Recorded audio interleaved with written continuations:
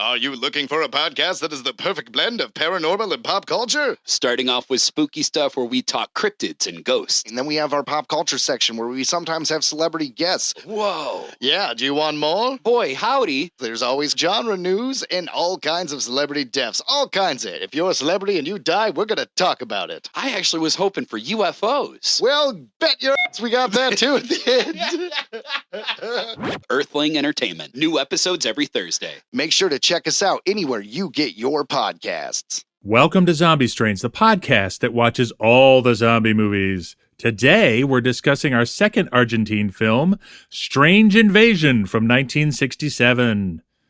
No, I've seen people act like that in pictures. What do they call them, zombies or something? Zombie. What's a zombie? Just what is a zombie? Well, a zombie, there's, Mr. Bill is... The living dead. They are the living dead. Get it, the zombies. He's a zombie. Because a zombie has no will of his own. It's an army of zombies no armies could stand. What is wrong? What is wrong? Hey, everybody. Welcome to your favorite international zombie podcast. I'm John. I'm Andy. And I'm Brad. Hi, guys. Back in Argentina for the second movie in a row. And I have to say, I started out skeptical, but actually I think this film has a couple of interesting things to say. What do you think? Yes. Yeah, I had the same experience. John, let's be honest. I think before we recorded, the choice of words was not skeptical. I think you're a little annoyed with me for picking this. Yes, and by little, I mean maybe a lot, and yes. However, your instincts as a bonus proved, episode, right? Yeah. John? Yeah, your instincts proved true, however, Producer Brad, because this did end up being... I have a couple of things to say about this, because it is ahead of its time relative to the other things we're watching, is what I'll say. Well, everybody, let's go right to how this movie came about, Producer Brad. Let's get right into it. Well, Strange Invasion is a 1965 Argentine film. It's also known as Stay Tuned for Terror. There's conflicting information about its release date. That's what makes you guys laugh? That one, I don't know why that's so funny, but yes. Clearly, that's someone in America trying to come up with a title that will be eye-catching. There's conflicting information about its release date. IMDb lists 1974. Wikipedia lists 1965. And I couldn't find any backup sources for either one, but what is certain is that the film was made in 1965. All right. It's our second film from Argentina and the second film to be directed by Emilio Vieira. He was an Argentine director known as Latin America's Roger Corman, since he wrote and directed low-budget horror and sexploitation films. Strange Invasion is not a sexploitation film, and I found an online review of Strange Invasion, and the reviewer, Mark Cole, thinks this is Vieira's best film, and I quote, "I suppose you have to work harder when you can't rely on naked women to sell your film." That is as true then as it is today, Producer Brad. Philip Kearney and Les Rendelstein wrote the screenplay. They wrote as a team and have only two writing credits, Strange Invasion and Private Parts, the 1972 film that was Paul Bartel's directorial debut. Bartel went on to direct Death Race 2000 for Roger Corman. Oh, heck yeah. But he is best known for his 1982 film, Eating Raoul. Oh, okay. Unlike our last Argentine film, The Deadly Organ, this film has two actors known to Americans. I know, Richard Conte, out of nowhere. I'm like, we've watched some cheap movies, and this is a cheap movie, and I was like, hold on a second. I recognize that I was just so shocked I recognized somebody. Did you recognize his name or face? His face. Yeah. I was like, I've seen that face in The Godfather. Like, I knew exactly where I'd seen that face. Yeah, he plays Steve Jameson, the investigator from the communication department. He was in mostly crime and film noirs in the 40s and 50s, like The Spider, called Northside 777, and The Sleeping City. But as John said, he is best known for his role in The Godfather. He played Barzini, head of the Barzini crime family, and the one who goes up against Don Corleone. Yeah. Anna Mizrahi plays Dr. Conway. She was born in Venezuela and moved to New York in the early 60s to work at the UN. At the same time, she also started acting in Off-Broadway. She moved to Los Angeles and got a few bit parts on television and in the film Riot on Sunset Strip. And in 1968, she married the famous acting coach Lee Strasberg. Huh. He's the one who founded the Actors Studio, one of the schools that taught method acting, and his students included Dustin Hoffman, James Dean, Al Pacino, and Marilyn Monroe. Was it Marlon Brando his first big breakthrough, or was that somebody else? Marlon Brando was part of the school as well. Okay. But there are a bunch of different coaches, so I'm not sure which one's Lee coach versus his wife or other teachers. Now, when Marilyn Monroe died in 1962, she left 75% of her estate to Lee Strasberg. When he died in 1982, Anna inherited control of Marilyn Monroe's estate, and she turned Marilyn into a multi-million-dollar-a-year brand. She licensed deals with companies like Absolute Vodka and Bloomingdale's. She also sued photographers who tried to sell pictures that they took of Marilyn. She claimed she had sole legal right, and she lost these suits in 2007. And in 2011, she sold her share of Marilyn's estate to a company for over $20 million. Huh. And Anna is also the godmother of Drew Barrymore. Wow. Wow. I know it's That's a a lot, lot. for a little movie from Argentina that we didn't know about. Yeah. Mauricio de Ferrari plays George, the local who welcomes this disturbance in his town. He was in The Deadly Organ. He played Inspector Loria. Oh, okay. Oh, that's why I didn't he looked a little recognize him. familiar. The quality of this film is pretty low, so like, yeah. it was I hard had to see. watch it a second time and scan through it to figure out who he was, because it's hard. Just so everyone knows, we watched on YouTube, and it's an upload from a VHS tape, so it's very poor Yeah. quality. Yeah. Just let me get this right. You watched this a second time? Well, You- I scanned through it. I watched it and then scanned through it. Okay. You suffer for your craft, producer Brad, and we all respect Well, you. it's only like 57, 58 minutes, so it's not that long. It's not the longest movie, yeah. And I don't have much else other than several other cast members who were also in The Deadly Organ and were clearly part of Vieira's entourage. Andy, do you have anything you want to add?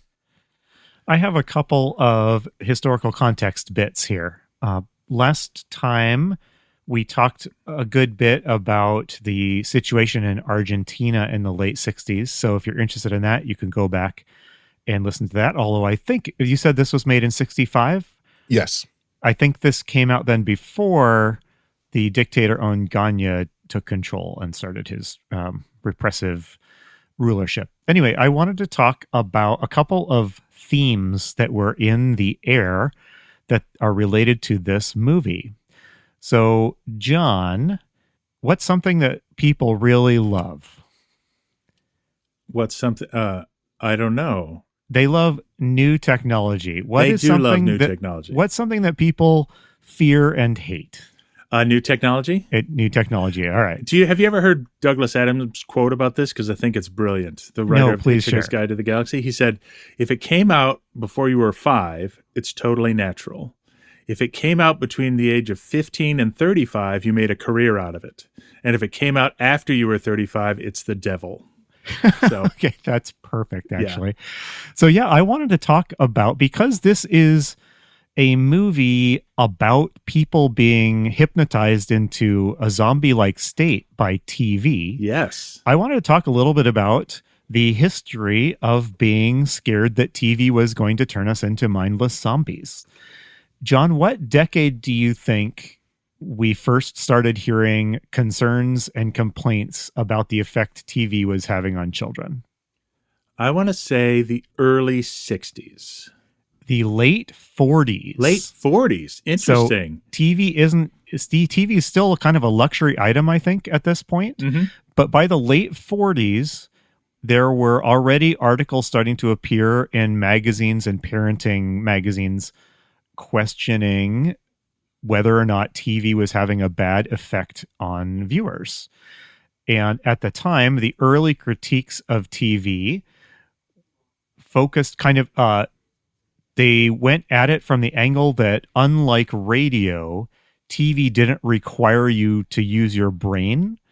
And Yes. therefore it was turning into a passive spectator, I guess. So much worse than radio or books. The 50s, though, is where I think we started to first see what you would call a moral panic about TV. Yep. So there's a famous guy named Dr. Frederick Wortham who wrote a book. This was not about TV. He wrote a book called Seduction of the Innocent. And John, what medium do you think he was citing as the cause of the innocence of the world being seduced. I think I know this one. It's comic books. Yes, Yep. exactly. But he shifted some of his focus to TV, and this is where concerns started to arise that TV was going to contribute to juvenile delinquency, and this is where you start hearing ideas that it's going to shorten attention spans and things like that.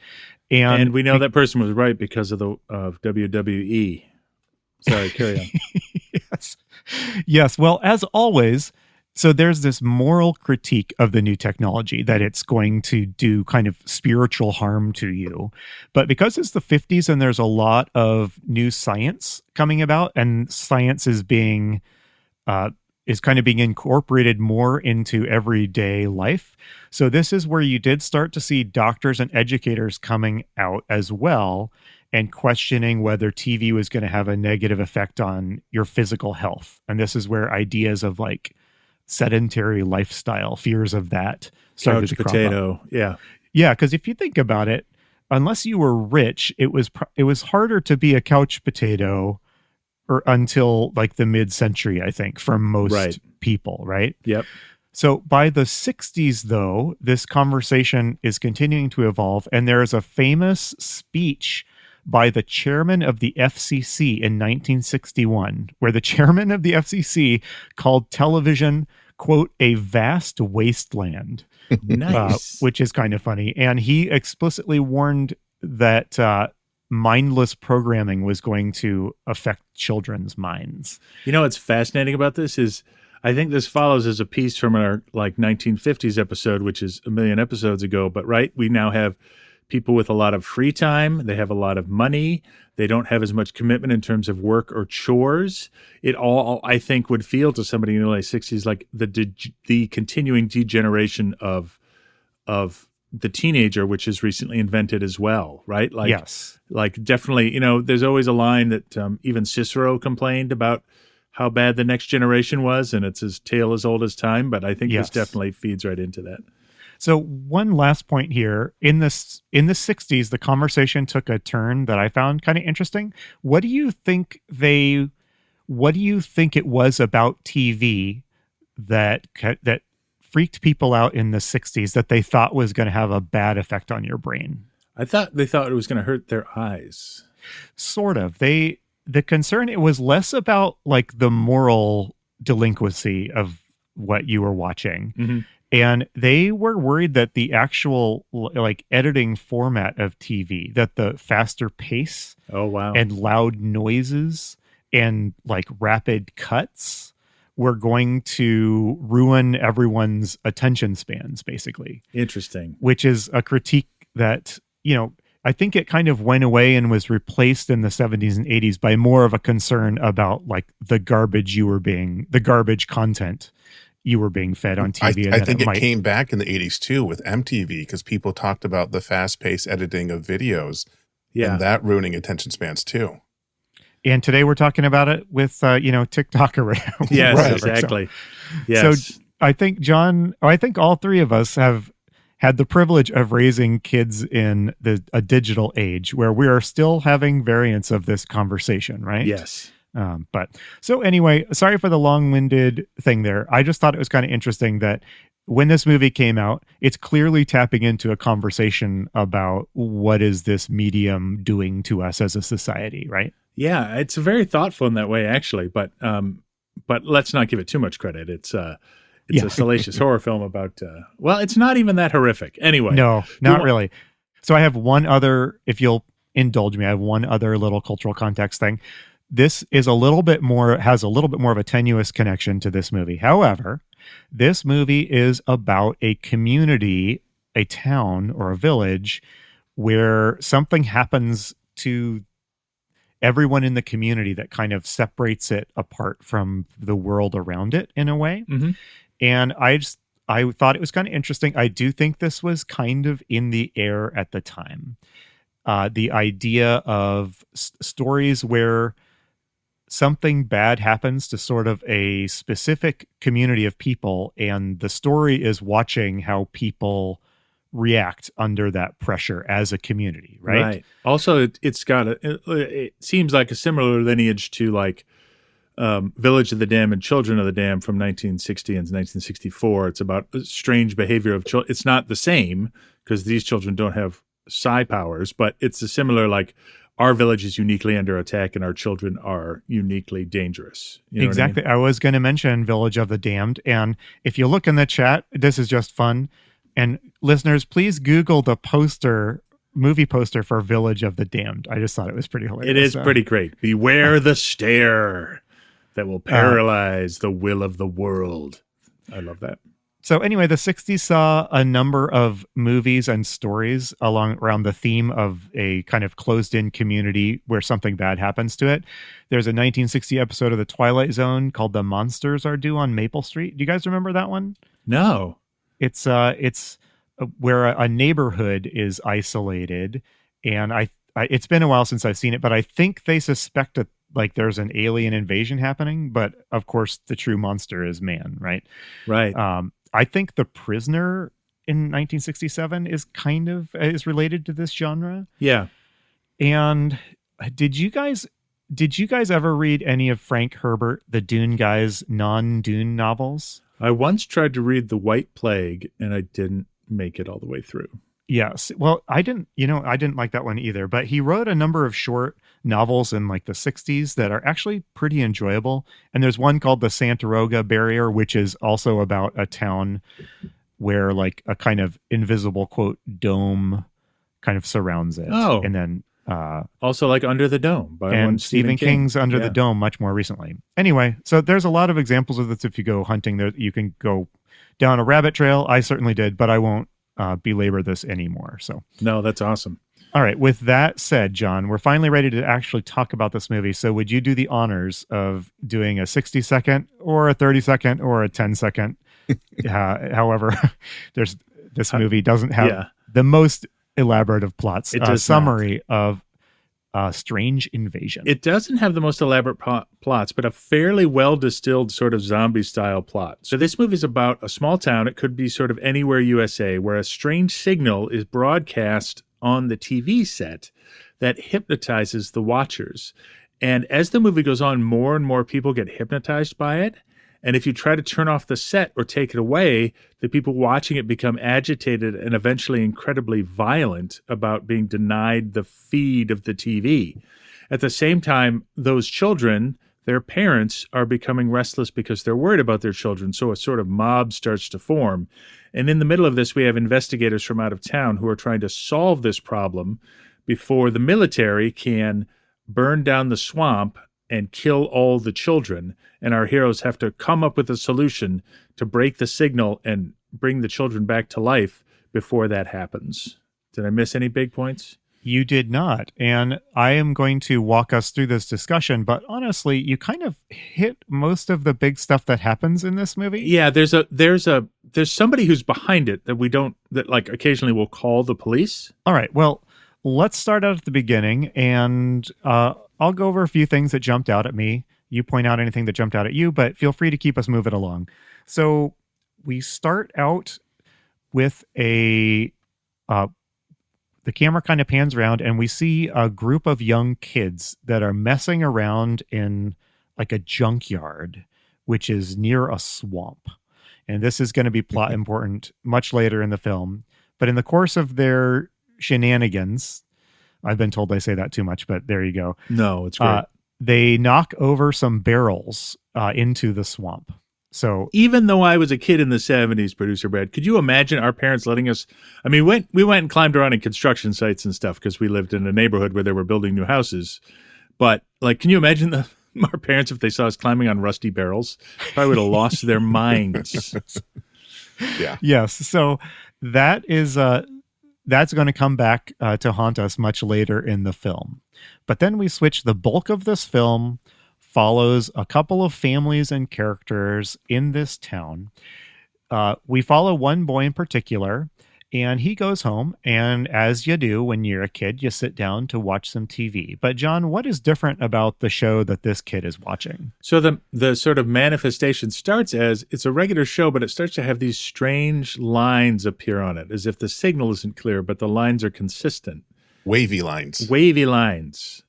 However, it starts out, I believe, as just like overlaid on the show, but it doesn't stay that way. Yes. And so for a while, there's a number of scenes where basically people are trying to figure out like, hey, there's something wrong with the TV. Yes. And so they kind of call around and they quickly discern that it's not just this one family's TV, but this is happening to a bunch of other families' TVs in the town. Yep. And in the course of this, we are introduced to one of our main characters. This is Dr. Sanders. Yes. Who's a doctor. And so here's where I should pause and say, we all watched this on YouTube, and it did not have English audio or English subtitles. So we all, at least I watched this by turning on YouTube's like auto translation subtitles. Same here. And let's just say it's a little rough. So it was enough to get the gist of most scenes, but there are swaths of this movie where I didn't really, I only had a marginal understanding of what was going on. So if I get some facts wrong, please correct me. But Dr. Sanders is going around, and by this time the TV interference has evolved to show a sort of hypnotic pattern. Yes, and a few parents and other people have like tried to turn off the TV, and at first they're like, "Hey, go do your homework," and they'll turn off the TV, and then they'll leave, and the kid or the person will just get up and turn the TV back on. Like that's how the resistance sort of starts. Yes, but early on, you can kind of snap people out of this, right? And when they emerge, they can't really explain what they were experiencing. We'll get into that a little bit later. We do get a little bit more details. So anyway, they hypothesize that there's some sort of local interference in or around the town that is causing this. Yes. And we meet when they can't figure out how to fix this or how to identify where the interference is coming from. They call in the government. So they call in what's called the Minister of Communications. I know that sounds awfully sinister. It really does. Yeah, it sounds like a propaganda position, but yes, it does. This is Mr. Jameson, who is one of our other main characters, and we'll actually be following him around for most of the movie. And his job is going to be, he rolls into town and he talks to Dr. Sanders, and his job is going to be basically drive around and in one case fly around and try to get a sense for like the scope of this interference. My favorite thing about him is his name is Steve. The movie is in Spanish, and they'll be rattling on in Spanish and go, Steve, and then like, and he's played by Richard Conte, and he is Richard Conte. Yes. So, at any rate, Steve Jamison figures out that the interference ends about a mile outside of town. At least for now. We're going to find out later that it's starting to spread. But things are getting a little bit worse. Kids are starting to skip school and just staying home to stare at the TV. And like you said, John, when it's turned off, they as quickly as they can, they get back to a TV and turn it back on to stare at it. Yeah, and it does happen to some adults, but but it's mostly children. Yes. So the doctor thinks that this is, he kind of tells the Minister of Communication that this is a medical emergency, almost, and it's treated like a pandemic from here on out. Yes. So or would it be an epidemic? Because pandemic. Epidemic. I'm sorry. So wait, hold on. Do we have a John's Grammar Corner thing here? Because when's the last time I corrected you? Do you want Andy to lend you his theme? Yeah, please. Welcome to Andy's Grammar Corner. Thank you. All right. Correct me. No, it's just a pandemic would be something worldwide, and epidemic would be more localized. So, okay, point well made. So nobody is safe, young or old, and Jamison calls the government again to report this is unlike anything he's ever seen. So he's escalating this even further up the government. Yes. So I kind of lost track of like who exactly was who at this point, but we were introduced to our last major character. This is Dr. Conway. And I think she's like the woman who's in charge of the government's emergency response or something. Is that right? Yes. And they don't, they have the classic don't take her seriously because they call her Miss Conway. And she says, actually, I'm a doctor. And yeah. There's a Yeah, whole they're bit pretty there. sexist towards Dr. Conway continually throughout the In South this. America in 1965. What? I know, it's hard to imagine. Yeah. Just try to imagine it. So now it's getting worse. So they urge the mayor to get the town to not turn on their TVs at all. We get a couple of scenes of people around town at this point. So we see a scene of a family dinner. People are now desperate to get back to their TV, so they don't want to eat or do anything else. Yes, there's a kid that throws a fit. He's Yes. I don't want to eat. I want to go back to TV. We Yeah. see a man who's kind of frantically turning on the TV with trembling hands, like he's shaking like an addict. Yes.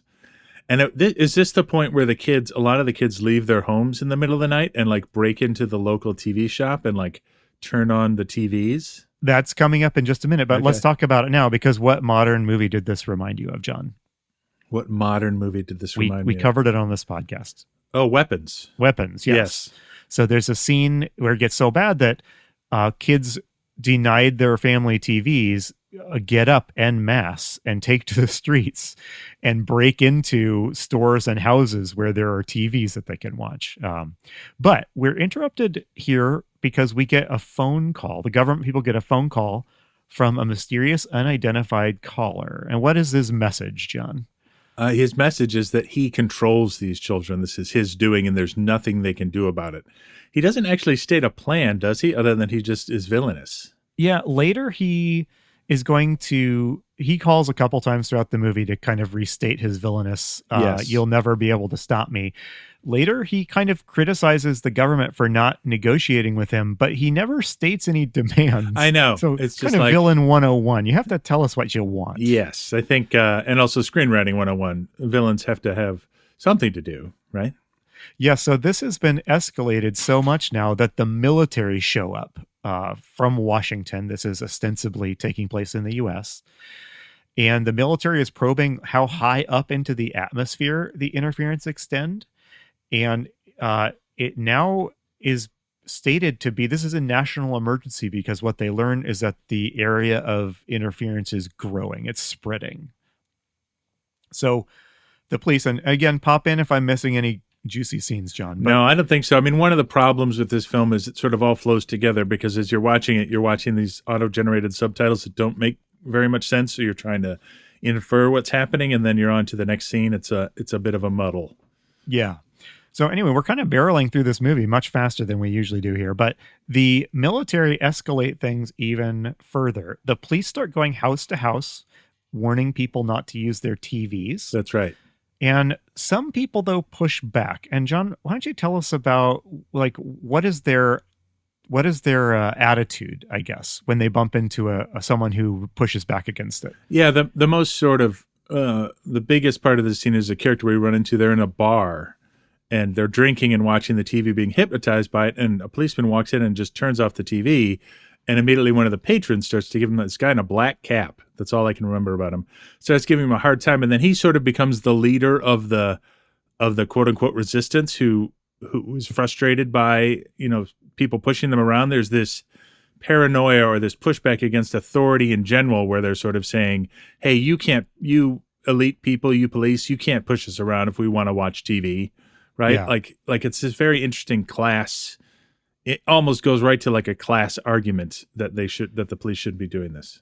Yeah, I found this part to be one of the more interesting moments in the movie, because he says at one point, he says, "What? This is a free country. Right. Who are you to tell me what I can or can't watch?" That's right. Which is kind of interesting, right? Because, I mean, kind of instinctively, we sort of side with that attitude, right? Yeah, as At least Americans.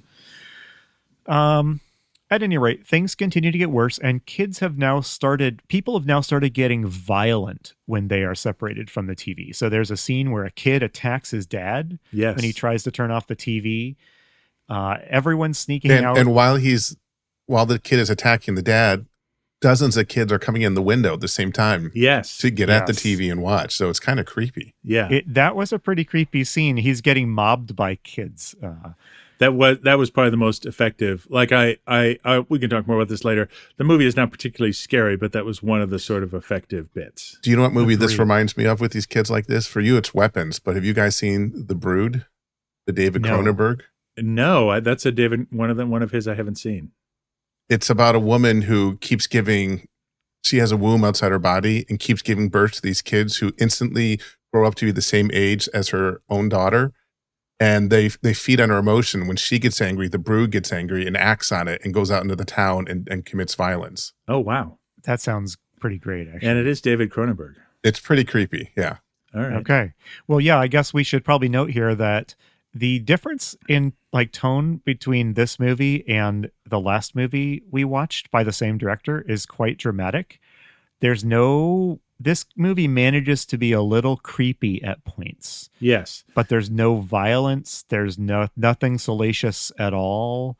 This is a very, very tame movie compared to the one he's going to direct just a couple years later. And like that movie, there are some artful moments to this, right? Like people in silhouette in front of a fire. Like it's not a movie. Like it's not a technically terrible movie.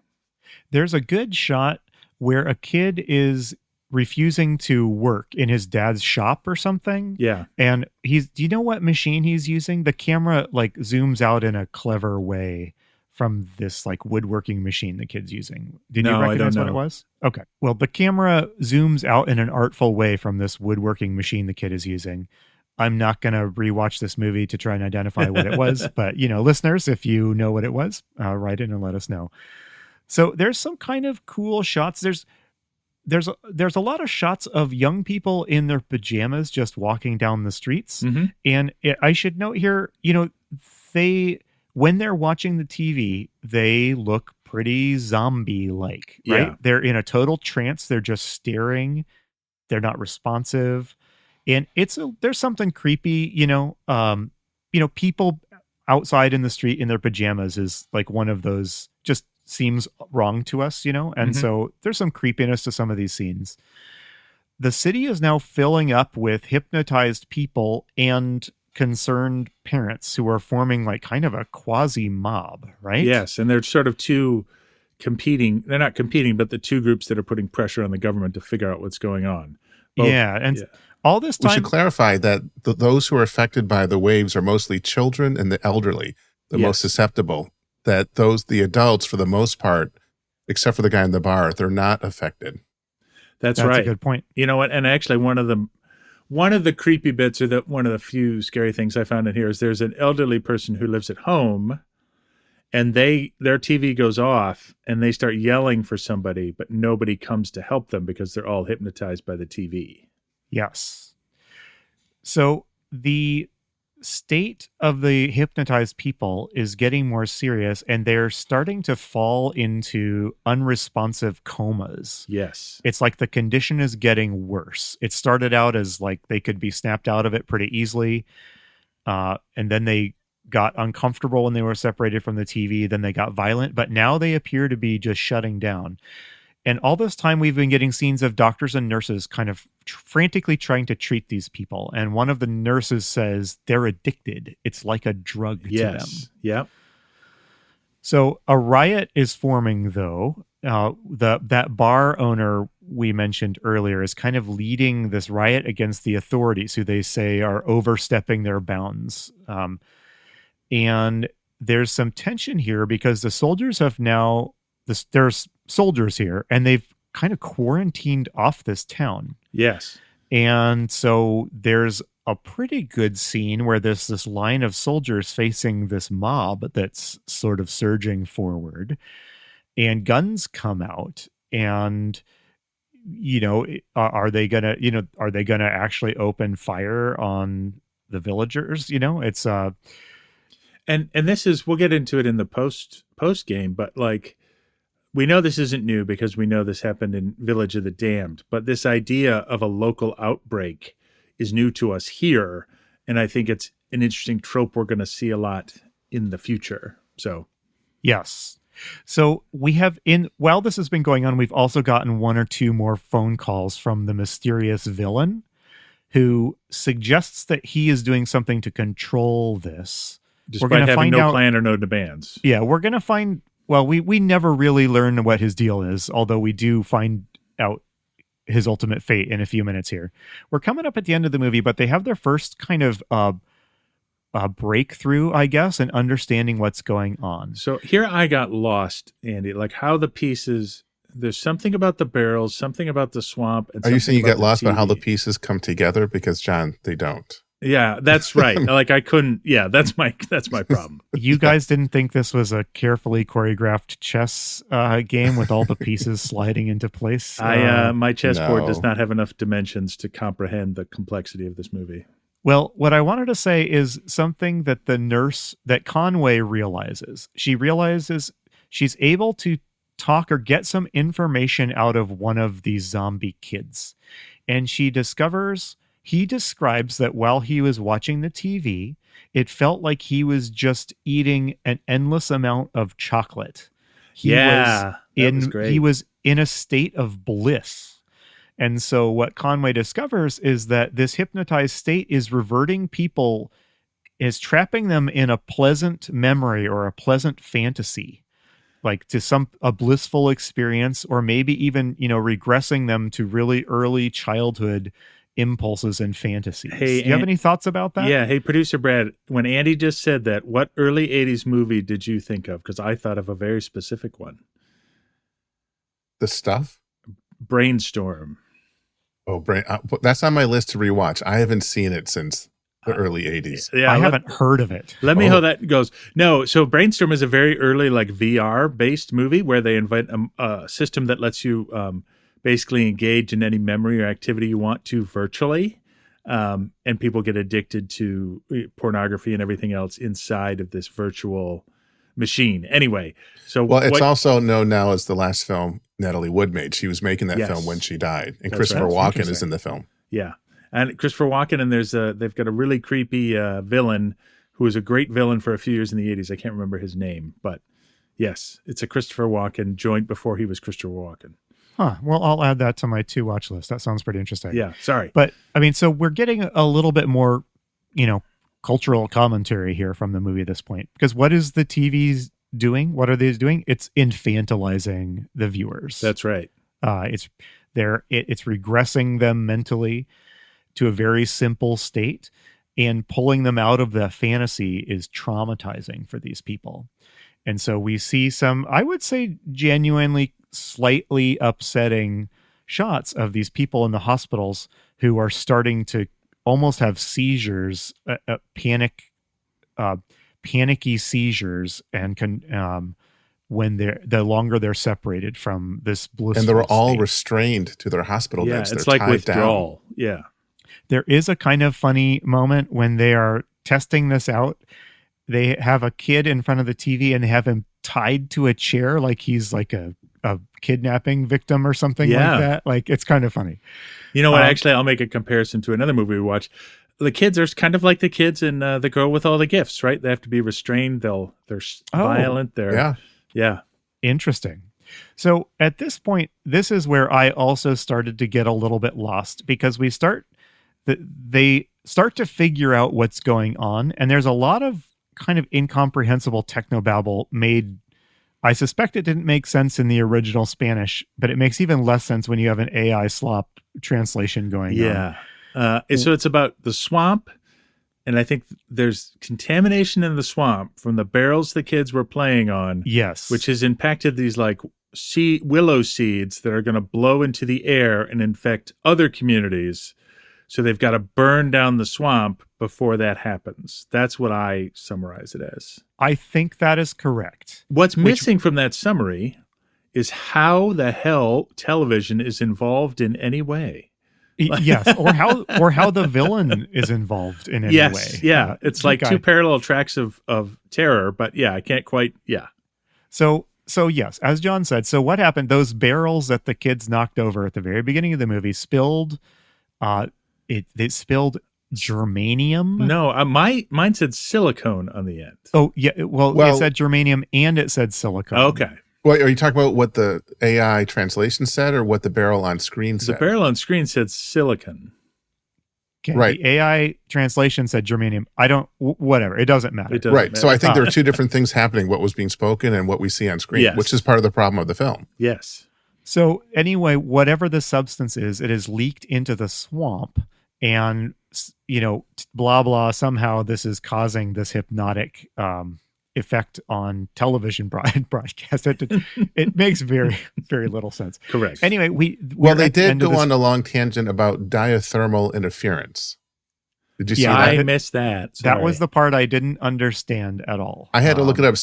I don't understand the science of it, but the swamp was, and the contamination of the swamp was also creating an interference in the sky that affected. Okay.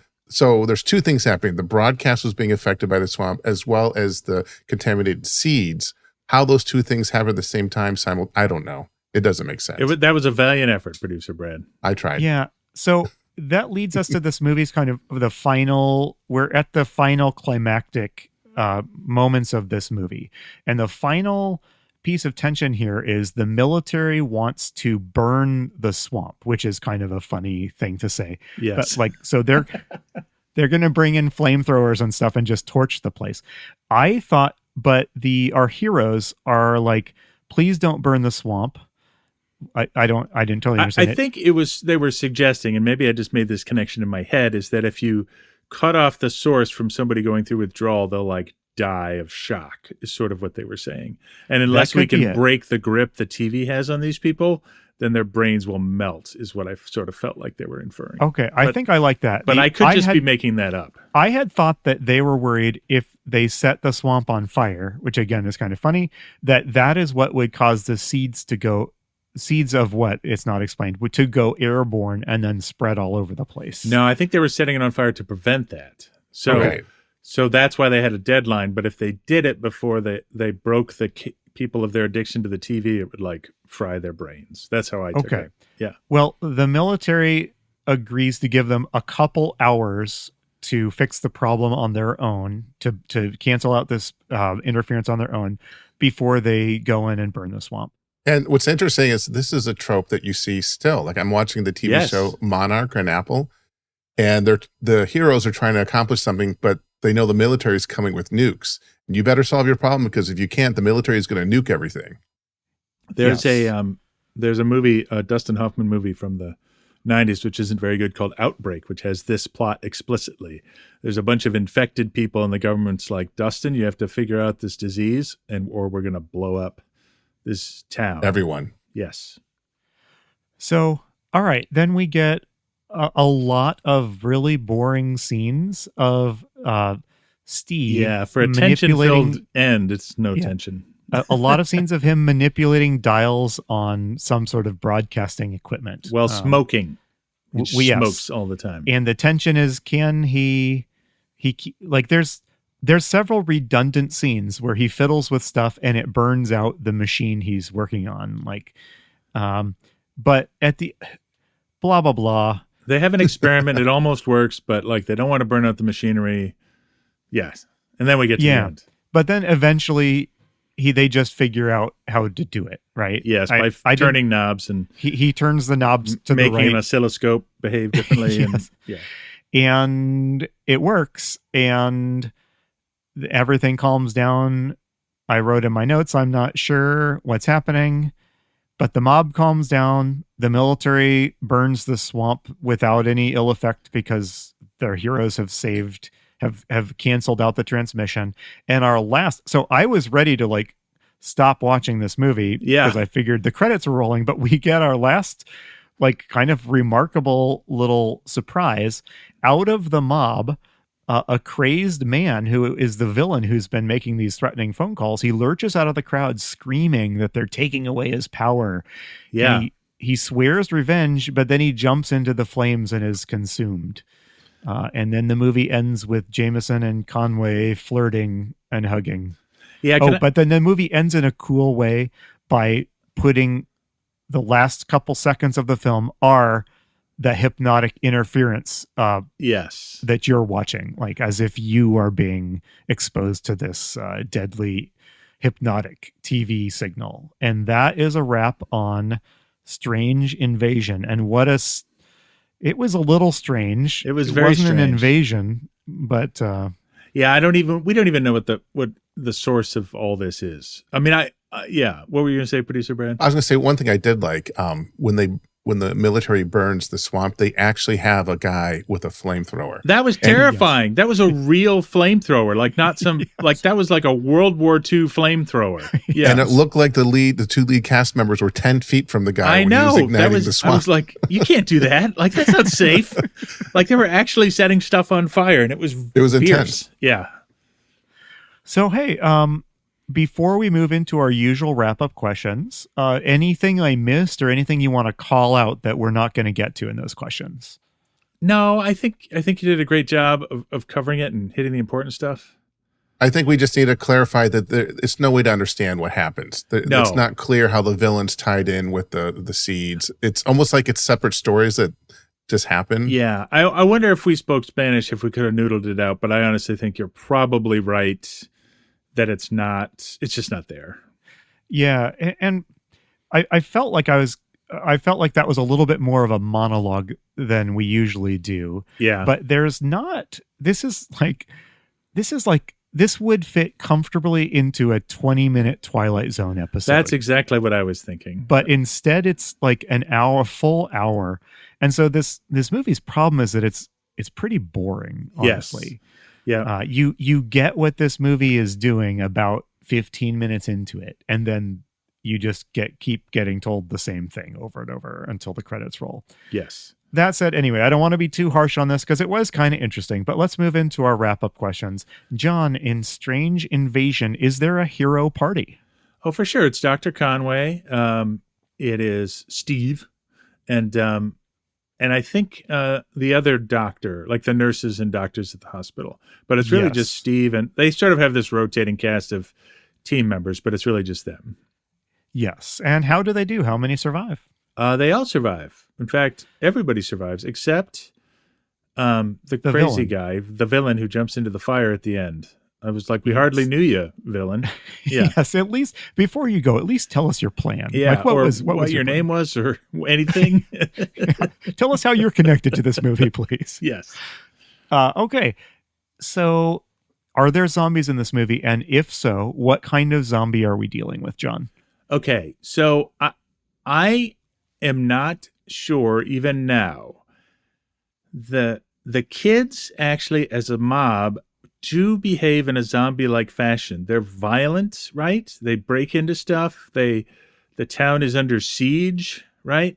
It feels like an infection that has to be stopped. So there are many zombie-like elements, but I don't think that they're quite zombies. I think they're just sort of hypnotized people. But if they were zombies, they would be technologically hypnotized zombies. But let me ask you a question, John. If you had seen this movie in the context of the movies from the 30s and 40s, would they be zombies? Or are you saying they're not because you're in the 60s? That's a great question. I'm not sure because they are sort of mesmerized like the older zombies. And so that would make more sense. So I don't know. What do you think, Andy? This is a tough one. This is a tough one. I do think at some point zombie is going to mean 100% undead. Right. Right? Like we have seen quite a few movies where a zombie is a living person that's just put into a trance-like state or controlled or had their will stripped away through some mechanism. At some point, I think that is going to branch off into its own thing and no longer really feel like a zombie movie. Right. And I think we might be around, it might be around the Night of the Living Dead, that that zombie starts to mean something a little more consistent. And yeah. Yes. Actually, though, this movie, I think, has something more in common with Dawn of the Dead, but we can get to that once we get through these questions. Sure. Okay. So how are these zombies destroyed or killed or stopped? They're still normal humans. So you could stop them by killing them just normally, but nobody wants to because they're children. Right. And so they can return to being human, I guess, or to a normal state. Right. Is the world threatened? Yes, it is. because if this could spread to other towns, the military's worried that these seeds could spread it to other towns, and could take over the whole world. They say that explicitly in the movie. Yes. All right. So, John, at the beginning of this podcast, you laid out 4 pillars of the zombie movie. Let's find out how many of them are in Strange Invasion. This one might end up scoring pretty well in this segment, despite being kind of an oddball movie. Yeah. John, in Strange Invasion, is there an apocalypse? I'm going to say yes. There is, because people get taken over by a force outside of their control, and it's suggested it could extend beyond this little town. Is there contagion? No. You can get turned into a zombie, but another zombie doesn't turn you into a zombie. Yes. There is something... It's contagion adjacent. Yes, exactly. It feels a little contagion-y. It's close, yeah. But it's not, yeah. It's not person to person, it's TV to person. Yes, exactly. And these seeds are in there somewhere, but again, it's an external source. So, yeah, not quite. Are there tough moral choices? There are. The plot, the main end of the film is, how can we save these kids? We have to choose between these kids and the world. We have to burn down the swamp. How much time do we give this doctor to save these children before we have to do that? I think that's a tough moral choice. I think so too, yes. And are there loved ones turning against you? Yeah, because the children attack the parents who turn off the TVs, so for sure. I think in a better movie, children attacking parents is some pretty raw stuff of horror. Mm-hmm. It's only mildly creepy in this movie, but I think, even in Night of the Living Dead, we're going to see that weaponized against the viewer very effectively. Yeah, absolutely. All right. Well, let me turn the tables on you, Andy, and ask you some questions about movies in the 60s. Does this movie feature an increase in violence or grittiness? It does not. It has... So this movie has essentially no serious violence in it. We see a couple of kids kind of wrestling with their parents. Right. That's about it. That said, any movie where it is always chilling to me anytime, you see a row of soldiers with their guns facing a crowd of civilians. Yep. So there's nothing gory or violent on screen, but there is that tension of violence that could break out. And, seeing the military, even though they're not burning bodies or something at the end, that is kind of a classic upsetting visual to see, the military flamethrowering something, right? Yep. So no increase in violence and grittiness, but this movie is kind of haunted by the threat of violence that I think was more on people's minds in the turbulent 60s. I think so too. Now here's a good one. Do our characters question authority? So this movie questions authority, yes. It's not our heroes so much. Well, yes, they do. So we have a couple of people questioning authority and making what I think are, somewhat reasonable points. One is the locals who say, mind your own business. If we want to watch the hypnotizing TV, that's our right to do so. Right. Stay out of it. And then we have our own heroes who, if the government swoops in and solves this, we know they'll do it in the worst overkill way possible. Right. So our heroes do push back against that bureaucratic government solution that will, save the village by burning it down, right? Yeah, absolutely. Now, do we focus more on the inner life, or is there more personalized horror here? I'm going to say no. Yeah. I do think the effect of the hypnotizing TV transmission, I think that reverting you to a sort of state of infantilization is kind of interesting, but it's not really personal. And honestly, none of these characters are deep enough to even, these are all characters that can be described in one sentence. Yeah. And it's really that kid reflecting on how it's like eating chocolate all the time is the closest we get to that in this movie. Yeah. How about a fear of crime, societal chaos, or anarchy? So, yes, I think this movie is toying with this, with its scenes of angry people in the streets and, facing down a row of gun-wielding soldiers. Yep. we don't see sort of the breakdown with like, looting and violence in the streets and Molotov cocktails and stuff that you might see in later movies that do this sort of thing. No, but you do see zombie children breaking into people's homes. Yes, you do. So, these are these the youthful delinquents of the 60s that are watching too much TV and now they're loose in the street breaking store windows? Maybe. So we'll give this one a yes. All right. Is there a looming sense of apocalypse and psychological stress? So I think, the threat that this is going to go global is kind of looming in the background of this movie. The movie isn't executed in a way that fear ever feels terribly real to you, the viewer, but it is technically there. At one point, the villain calls in and although we now know that the villain has only a marginal connection to what's going on, the villain says the end is near, as if he knows that all of this is building up. As the hypnotized people's symptoms worsen, it does seem to be leading up to something that fortunately the world never has to see, right? That's right. Now, are there horrors without solutions or lack of clear villains to defeat? And let me caveat this question by saying, just because the film is incompetent doesn't mean it gets a yes on this. Just because the plan is unclear doesn't mean it's an automatic yes. Right, yes. So I think this is also a yes.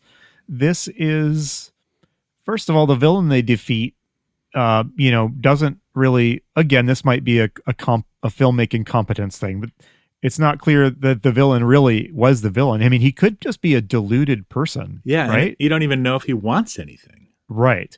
So I do think, in the sense that this movie is about the fear of this new technology and these new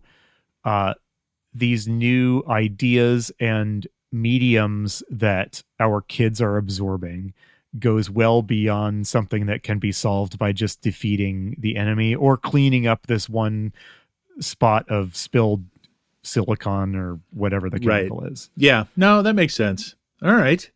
Well, do you want to bring this horse back into the barn here, Andy? I do indeed. We always close with 3 traditional questions. First, John, would you and I survive in the zombie world of Strange Invasion? I think so, because most people survive.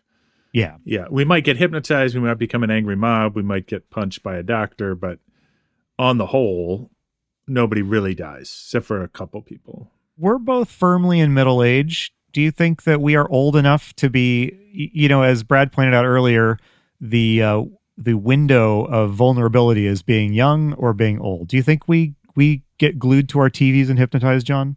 That I do. I could actually, no, I don't think I do that anymore. I used to. I get glued to YouTube. Does that count? Yes. It does. Okay, yes. then yes.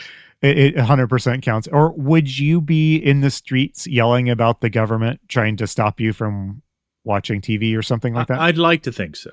Okay. Right. You're a good all-American guy. That's all right. right. John, is this a zombie movie or a movie with zombies? I'm going to say it's actually, and I don't think I would have answered this when we started this conversation. I'm going to say it's a zombie movie because it does have zombie things to say, even if technically I'm not sure they're zombies.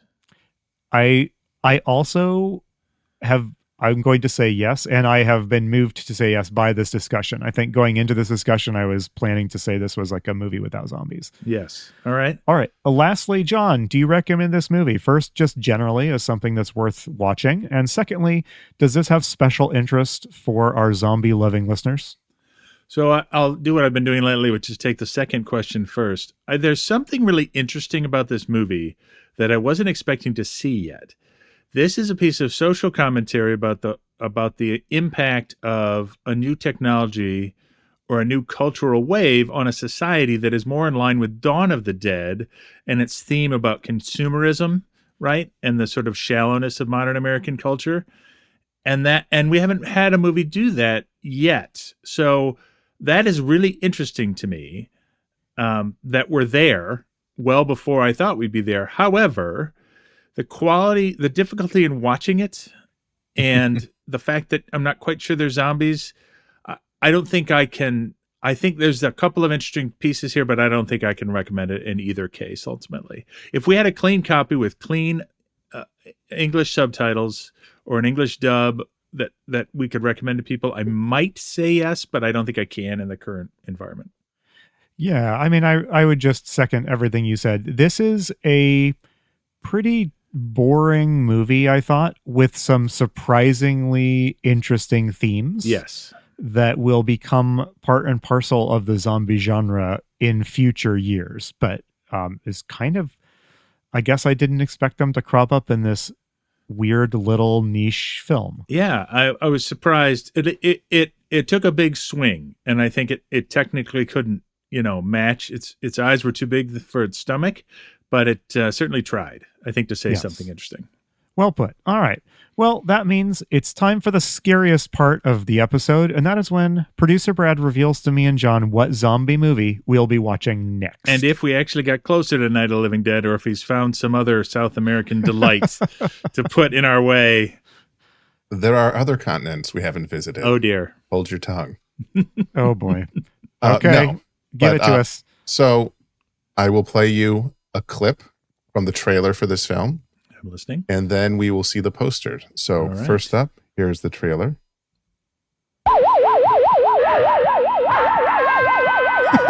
Terror stalks the streets as a scientist's human transplantation experiment runs amok. The Astro Zombies. Nice. It is done, Francho. John Carradine and Wendell Corey star in one of the most frightening horror films ever made. Watch in terror, scream in fright, thrill to breathless excitement as these skull-faced astro-zombies strike blindly at living flesh, tearing, ripping, and killing with blood-drenched fury. Unbearable suspense and sadistic terror grip the senses as these human transplants threaten the safety of a city. This is a very delicate situation. We are concerned with the mutilation murders that have occurred over the past 6 months. The beautiful, voluptuous, deadly, vicious Satana, a woman who would stop at nothing to gain control over the Astro Zombies, whose creed was kill, kill, kill.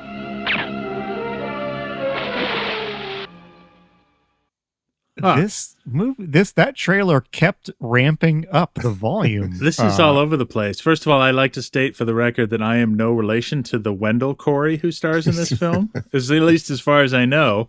Yeah, how do you know, John? I don't know. Maybe I should look it up.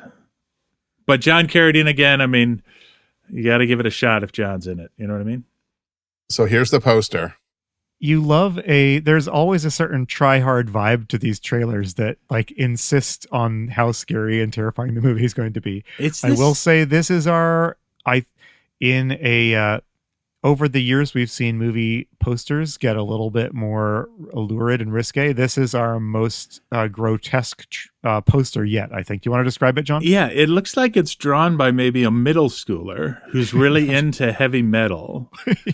It says, dismembered bodies, transplanted organs are used to create astro zombies. I have to ask if this is the original poster because it's so weird, but we see like a tattooed woman and a zombie, like with a woman in its mouth holding up a severed, screaming woman's head. And it's green and red and all primary colors, and it looks like a cartoon. It does look like a modern poster drawn for campy retro appeal, doesn't it? It has that vibe. That said, I would be delighted to learn this is original. It's listed as a theatrical release poster from That's 1968. Amazing. Okay. All right. Your parents would not have let you watch this, I think, John. No, I don't think so. On the basis of this poster. All right. Well, I'm here for it. What's the countdown, Brad? How many films remain? Say it again. So we have 2. We had another one in here, but it's a film that has multiple release dates and multiple cuts and multiple edits. So the version we're going to watch is from the 70s, so I pushed it. Okay. So that means, hold on. We have Astro Zombies, one other movie, and then we're at Night of the Living Dead? Okay. This is the first time. Is this the first time Brad has stricken a film from the list? Because he keeps finding ones to add. Yeah, I don't know. Well, This is the first time we've had a countdown where I've had to acknowledge my mistakes. Usually I can just escape by and not tell anyone. Also, I would like to say he's not cutting it from the list. He's just moving it in the schedule. That's a good. Well, we have to. It has John Carradine as well. So. Oh, my gosh. Okay. Well, thanks for listening, everybody. Remember, you can email us at zombiestrainspodcast@gmail.com. We'd love to hear your questions or thoughts. Follow us on social media. We're Zombie Strains on Instagram. And we hope to hear from you there. In any case, join us next episode for Astro Zombies. You've been listening to Zombie Strains. We'll be back next episode to talk about another zombie movie. If you enjoyed our podcast, please take a moment to rate us in your podcast app of choice. Tell a friend. Follow us on Instagram at Zombie Strains. All of this helps like-minded people find the show. See you next time.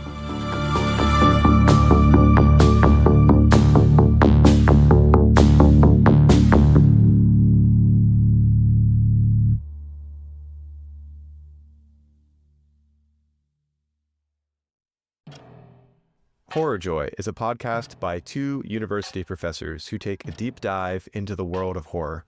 We're your hosts. I'm Jeffrey Stoyanoff. I'm Brian Onishi.